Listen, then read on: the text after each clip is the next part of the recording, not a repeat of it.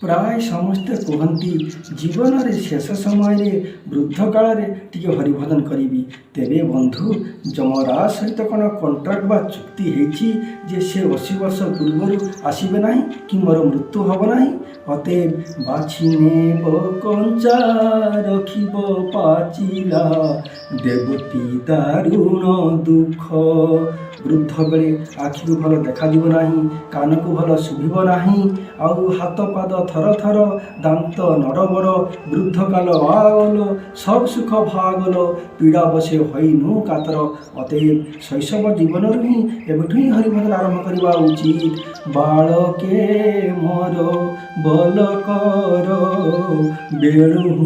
गोविंद सुमर